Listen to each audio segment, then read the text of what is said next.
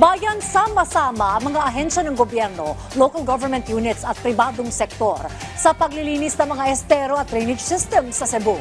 Sa pangunguna ni Pangulong Ferdinand R. Marcos Jr., inrunsad sa lalawigan ng Oplan kontra baha na naglalayong linisin ang mga pangunahing waterways.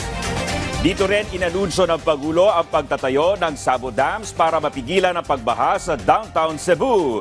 Yan ang ulat ni Angeli Valiente ng Radyo Pilipinas.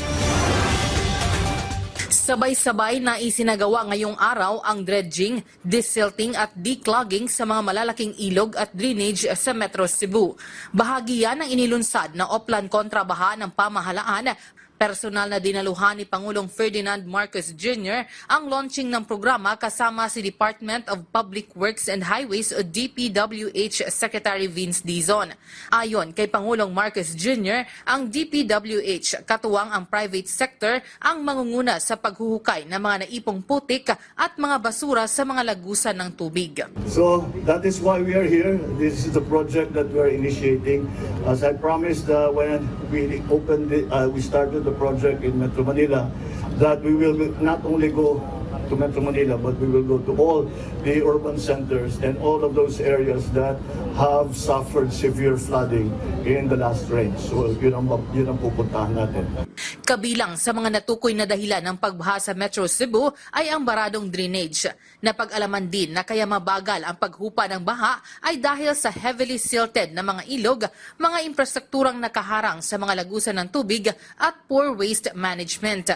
Inanunsyo rin ng Pangulo ang paggawa ng mga Sabo Dams para mapigilan ang pagbaha sa downtown Cebu. Pagkatapos malinis ito, hindi lamang ganito yung project, meron tayong gagawin na tinatawag na Sabo Dam. Ang Sabo Dam, yung maliliit na dam na mula sa bundok pa nagsisimula at kinokontrol yung takbo ng tubig. Kasi kung minsan malaki sa damage, yung isa dito sa Cebu, malaking damage dahil ang bigat, ang bilis ng takbo ng tubig, kaya ang daming sinira. Ngayon, paglalagay tayo ng Sabo Dam, yung Sabo Dam ay hindi dam yan na mangungulekta ng tubig. Ginagawa niyan, kinokontrol ang takbo ng tubig. Hindi lang nag-iisa yan. Siguro mga 3, 4, baka 5 pa sa papapuntang pababa.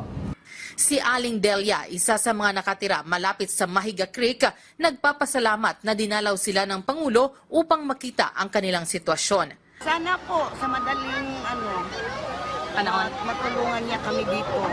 Dahil hindi pa natin alam kung may darating pa na kalamidad. Hanggat wala pang nangyayari, kailangan tulungan niya kami dito. Umaasa rin ang mga residente rito na sa tulong ng Oplan kontra baha ng pamahalaan ay mapapanatag na sila tuwing may kalamidad. Target ng pamahalaan na matapos ang malawakang dredging at desilting operations sa loob ng 9 na buwan. Mula sa Cebu para sa Integrated State Media, Angeli Valiente ng Radyo Pilipinas, Radyo Publiko.